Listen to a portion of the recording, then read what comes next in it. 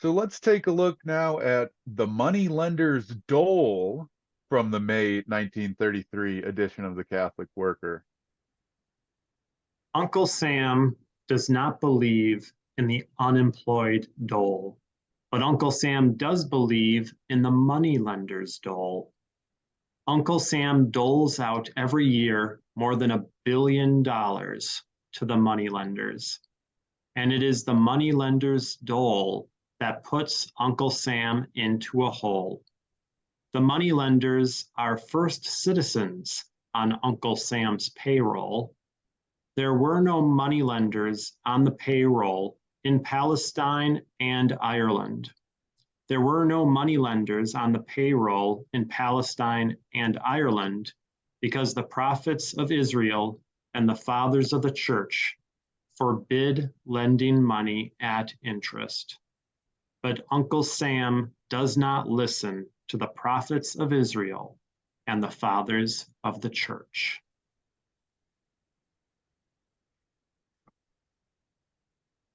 So again, here we have an essay from the first issue of the Catholic Worker newspaper. Again, what I have in other videos of these group of essays referred to as his Magna Carta. Peter Maurin had a number of essays by the time the first issue was going to be published, and I believe he chose ones that he thought were going to get out the basic message that'll the rest of the essays throughout the following editions of the newspaper would build on. So here with the Moneylenders Dole, this is the first time we hear mention of Ireland. And so it's kind of even as early as the very first issue of the paper, and this being the fourth essay in the paper, but still in that first issue, he's mentioning Ireland, which eventually we'll see later on lead to his introduction of the term the Green Revolution, where he has this notion of, when we get to those essays, we can talk about this, but how big a force did the Irish play in the early Middle Ages in transforming European culture and Christianizing it in the best sense of the term. And, but the other reason that it's thought that he focused on Ireland is there were in New York and in Boston, two places that he would speak quite often and spend a lot of time in. There were large Catholic populations of Irish heritage. And so I think he was hoping by mentioning Ireland, those American readers of Irish heritage would perk up and pay attention, since most folks of Irish heritage usually have a very proud view of that heritage. There's also this notion of the moneylenders, the bankers, and how they're the first on Uncle Sam's dole. And it definitely reminds me of, I'm not an expert on the Depression, but I'm assuming similar to other times, similar to the Great Recession, that there were bank bailouts and money for banks and money for other companies too big, quote unquote, too big to fail. And how, since they have such influence over the federal government, they're the first citizens, they're the ones who are going to have access to that money. I believe it's also the first essay where he mentions interest or usury. So he doesn't go into it in depth in this essay, but reminds us that there's been this history among the prophets of Israel and in the early church against the taking of interest. Sometimes we just call it usury. Today, usury normally just refers to excessive interest, but up until even after the time of the Reformation, usury was synonymous with interest. Usury meant taking any interest on a loan, and it's condemned by the prophets of Israel, and it's condemned in the early church through the Middle Ages and until more recent history. And so probably out of Catholic social movements today, I don't know if there are any other Catholic social movements other than the Catholic worker that kind of have a one of their teachings or doctrines, if you want to put it in that phraseology, is against interest on loans. Dorothy Day wrote about it regularly, and so did Peter. So there's this message there. I did. This is where I don't have an answer. The last thing that came to mind reading this essay was he mentions Palestine. You know, the prophets, the prophets in Palestine. I don't, since Palestine, at least to my knowledge, is kind of a newer name for that area. I'm surprised, since he's referring to the history of the Israelites, he uses the word Palestine. I'm not sure where that comes from, but it could just be that it could be as simple as he thought having two words, Ireland and Israel, starting with I's didn't sound as good.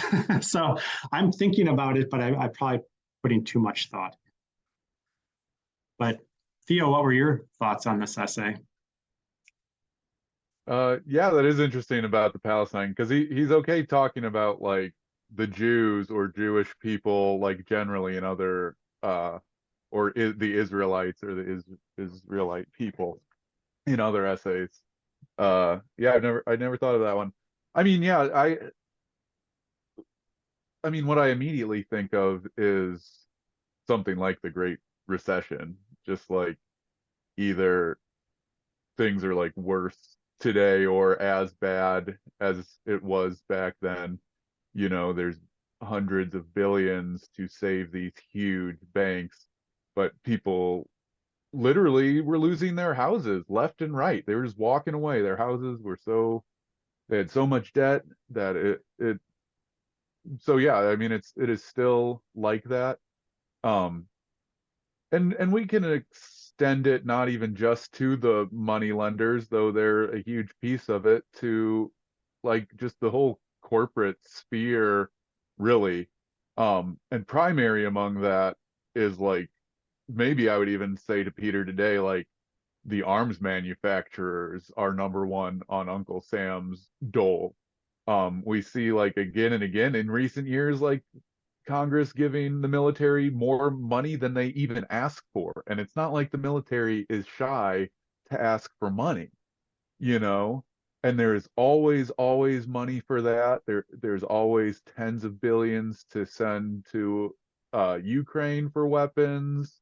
There's billions to send to Israel, to I mean all over the place. There's never ever a question of is there money for the military.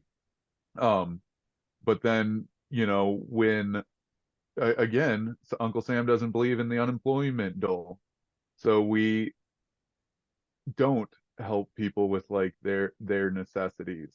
So it just always gets me like a little bit depressed when I'm reading my favorite authors who have been like dead for a number of decades, and I can just think, oh yeah, things are as bad or worse as they were then, you know? Yeah, I do think if Peter was writing today, I have a feeling there would be more essays about the money spent on the military. It's just most of his writing happened during the 30s, where we really don't see the budget just ballooned on the military. Like that's more, I mean, we saw it happen during World War One, but then it really did drop down. And during that time, you know, during World War One and even during World War Two, much of the money for those wars were raised by bonds. And you had like you had the, you know, similar to, people often will make that joke like, you know, it'll be nice when the military has to do a bake sale. I mean, essentially the military was trying to do their bake sales during World War One and World War Two, and then post World War Two, the thought is, this is crazy. We're spending so much time raising money for this war by going out and asking for it voluntarily. We'll just tax for it. So I do think that you're right. It's absent here because it wasn't as much of an issue during that time. Yeah, and I mean that's a great point. When we think about like the wars in Iraq and in Afghanistan, it just brings that reality even closer, that like we're paying debt from those wars today. The money lenders and the arms manufacturers are all part of the same thing. And I really just like want to emphasize this point because I don't think it's like acknowledged enough broadly that, you know, people talk about like a free market or capitalism or something like that.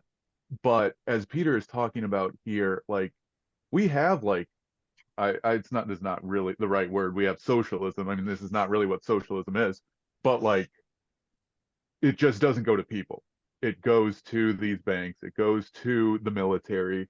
I mean, like, and that extends to like high technology and stuff too. Like that was all developed with public money going to the military. CDs, the internet, GPS, like that was public funds making stuff for the military that eventually made it to civilian use. Um, so yeah, like we have money to use on stuff, uh, but it's all being used to prop up giant corporations who do bad things in our current system. And I think, as you noted, this essay, you know, both of us thought of the Great Recession, and one of the reasons that we're discussing these essays in the first place is, even though there are things to add on to what to Peter's day and Peter's critique, his critique is still relevant. People still think, as he said, that, oh, we're in this capitalist society, it's a free market, everyone just kind of succeeds or fails on their own. But as you noted, that's not true most of the time when it comes to large corporations that have influence in Washington.